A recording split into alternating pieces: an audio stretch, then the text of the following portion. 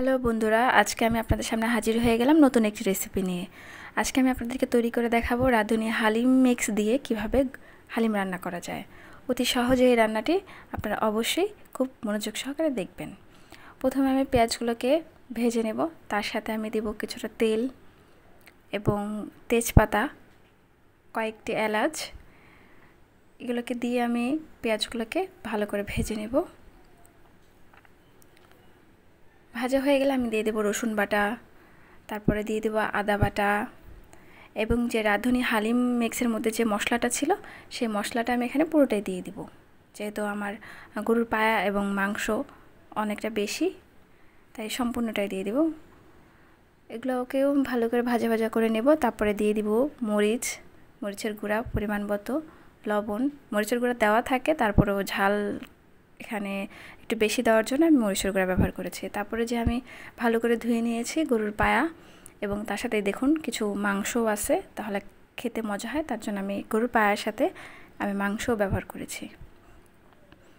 কিছুক্ষণ কষানো হয়ে গেলে দিয়ে দেব পরিমাণ মতো পানি, তারপরে দিয়ে দিব কয়েকটি কাঁচামরিচ ফালি। তারপর আমি প্রেশার কুকারে ঢাকনা দিয়ে ঢেকে রান্নাটা বসিয়ে দেবো। আর এর ফাঁকে যে ডালের মিশ্রণটা, এটিকে আমি কুসুম গরম পানি দিয়ে বেশ কিছুক্ষণ ভিজিয়ে রাখবো। এরপর আমি রান্নাটা বসিয়ে দেব। এভাবে আপনারা হালিম রান্না করে দেখবেন, দোকানের চাইতে কম স্বাদ হয় না, অনেক মজা লাগে। তো 15 মিনিট পরে এটাকে আমি সেদ্ধ দিব। বারবার নেড়ে দিতে হবে, নাহলে নিচে লেগে যাবে। কিছুটা হলুদ দিলাম, তারপর দিব তেজপাতা। নেড়ে চেড়ে দিয়ে তারপর আমি দিয়ে দিব কাঁচামরিচ। এরপরে ব্যবহার করব লবণ। তারপরে দিয়ে দেব কিছুটা গরম মশলার গুঁড়া।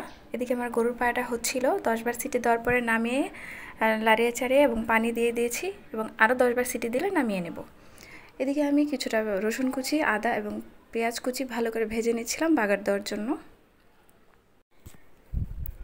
এদিকে আমার ডালটাও সেদ্ধ হয়ে গিয়েছে, তারপর এটাকে আমি নামিয়ে গরুর পায়ের সাথে মিক্সড করে দিয়েছি। তারপর আরও কিছুক্ষণ রান্না করে আমি যে পেঁয়াজ বেরেস্তা করেছিলাম সেটাকে দিয়ে দিয়েছি। এই তো এইভাবে হয়ে গেল আমার হালিম রান্না। নামিয়ে পরিবেশন করে নিলাম। আপনারা এইভাবে অবশ্যই বাসায় চেষ্টা করবেন। আমার ভিডিওটি যদি ভালো লেগে থাকে তাহলে অবশ্যই লাইক, কমেন্ট এবং শেয়ার করতে ভুলবেন না প্লিজ।